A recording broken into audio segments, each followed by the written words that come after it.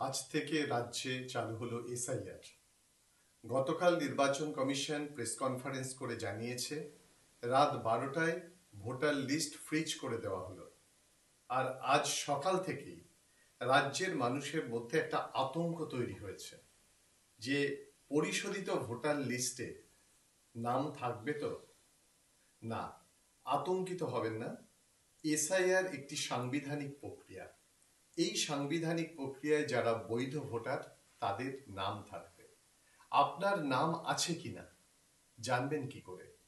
ইতিমধ্যে কেন্দ্রীয় সরকারের নির্বাচন কমিশনের যে ওয়েবসাইট, সেই ওয়েবসাইটে গিয়ে আপনি আপনার নাম আছে কিনা দেখে নিতে পারবেন। অবশ্য সেই ভোটার তালিকাটা 2002 সালের। যদি 2002 সালের ভোটার তালিকায় আপনার নাম থাকে তাহলে আপনার আতঙ্কে থাকার কোনো কারণ নেই। আপনার নাম যদি নাও থাকে, আপনার বাবা বা মায়ের নাম থাকে, তবুও আতঙ্কের কোনো কারণ নেই। অর্থাৎ আপনি সেই সঙ্গে সঙ্গে ভোটার লিস্টে আপনার নামের লিঙ্কটা করে দেবেন।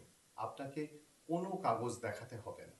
অর্থাৎ 2002 সালের ভোটার লিস্টে যাদের নাম আছে বা যাদের বাবা মায়ের নাম আছে তাদের কোনো রকম কাগজ দেখানোর প্রশ্ন নেই। তাহলে কাগজ কারা দেখাবে? যাদের নাম 2002 সালের ভোটার লিস্টে নেই এবং পরবর্তীকালে তারা ভোটার হয়েছে। এই 2002 আর 2024 এর মাঝখানে বিস্তর ফারাক রয়েছে। এই বিস্তর ফারাকের কারণে দেখা যাচ্ছে যে ভোটার লিস্ট যে ম্যাপিং হচ্ছে বিভিন্ন জেলায় অনেক অমিল আছে। অর্থাৎ দেখা যাচ্ছে কোথাও 50%, কোথাও 60% নামের মধ্যে মিল নেই। তাদেরও আতঙ্কে থাকার কারণ নেই।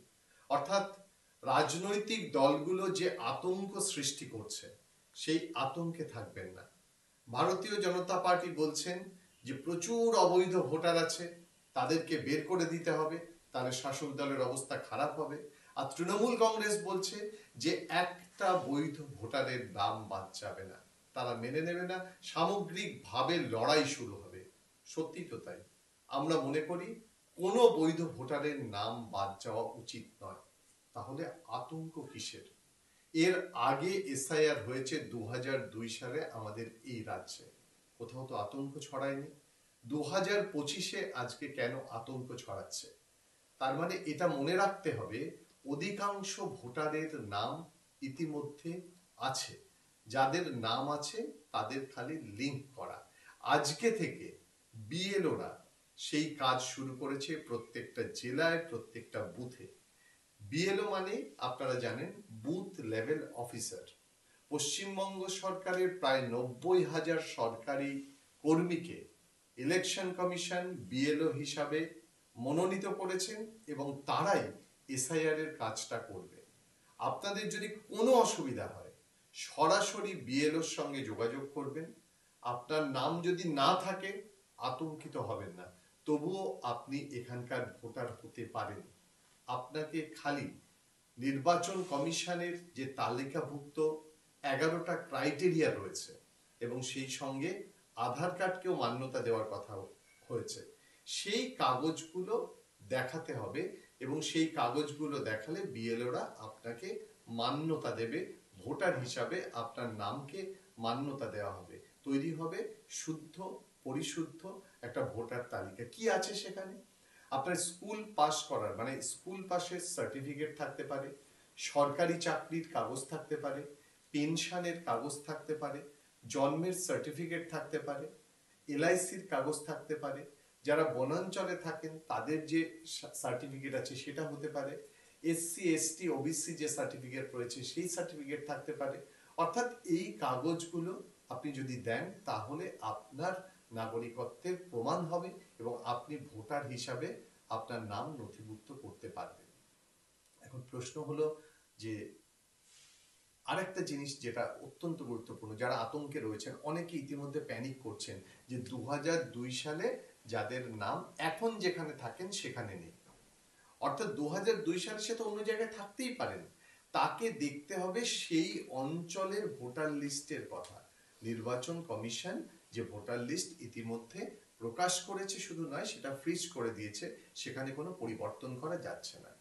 ইনুমারেশন ফর্ম বিএলওরা ফিল আপ করাবেন, সেই ফর্মে আপনার ডিটেলস দেওয়া থাকবে। আপনি যদি বৈধ ভোটার হন, আপনার নাম যদি 2002-তে থাকে, আর আপনি নিজে গিয়ে নির্বাচন কমিশনের ওয়েবসাইটে আপনার নামটা লিংক করতে পারেন। সেটা বিভিন্ন জায়গা থেকে করতে পারেন। যারা বয়স্ক তারা বাড়িতে বসে করতে পারেন অনলাইনে, যারা বাইরে চাকরি করেন তারা অনলাইনে করতে পারেন। সুতরাং এখানে আতঙ্কের জায়গা নেই। আজ থেকে শুরু হলো, খালি দেখতে হবে অন্যায়ভাবে কারো নাম যেন বাদ না যায়। কারণ যারা 1987 সালের পর থেকে এখানে আছেন তারাও বৈধ ভোটার হতে পারেন, আর 1987 সালের আগে যার জন্ম তিনি তো এখানকার ভোটার। সুতরাং তার নাম থাকবেই, যদি কোনো কাগজ দরকার হয় তখন দেখাতে হবে। সুতরাং পশ্চিমবঙ্গে আবার একটা ভোট হবে বৈধ ভোটার তালিকা তৈরি করার পর, এবং দেখতে হবে শাসক দল যেটা নিয়ে বারবার গলা তুলেছে, যে আতঙ্ক তৈরি হচ্ছে। ইতিমধ্যে নির্বাচন কমিশন, ভারতীয় জনতা পার্টি তারা সংখ্যা বলে দিচ্ছে, না সেটা বলা যায় না। প্রত্যেকটা কেন্দ্রে গিয়ে, প্রত্যেকটা বুথে গিয়ে বিএলওরা যে তথ্য পাবেন সেটা নির্বাচন কমিশনকে জানাবেন, তার ভিত্তিতেই ভোটার লিস্ট তৈরি হবে। সুতরাং আতঙ্কিত হবেন না। আপনি এখনই দেখে নিন আপনার নাম আছে কিনা, আপনার বাবা মায়ের নাম আছে কিনা, তাহলেই আপনি বৈধ ভোটার। আপনি লিংক করতে পারবেন। আপনাকে ইনুমারেশন ফর্ম ফিল আপ করতে হবে। যারা যে এলাকার ভোটার যদি না থাকেন বাড়িতে, তাহলে তাদেরকে সময় দেওয়া হবে, তারা যাতে গিয়ে তার বিএলওর সঙ্গে যোগাযোগ করে তার ফর্ম ফিল আপ করতে পারেন। সুতরাং আবার এসআইআর হচ্ছে, এই আতঙ্কে আপনি আপনার সুগার বাড়াবেন না, প্রেশার বাড়াবেন না, বরং শান্ত থাকুন। সাংবিধানিক প্রক্রিয়া অনুযায়ী আপনি দেখুন আপনার নাম কেউ বাদ দেওয়ার চেষ্টা করছে কিনা। যদি কেউ আপনার নাম বাদ দেওয়ার চেষ্টা করে তাহলে গর্জে উঠুন, আইনগত ব্যবস্থা নিন, বিভিন্ন ভাবে প্রশাসনের সঙ্গে যোগাযোগ করুন। প্রশাসকরা রয়েছে, প্রশাসন রয়েছে, তারা আপনাকে পথ দেখাবে।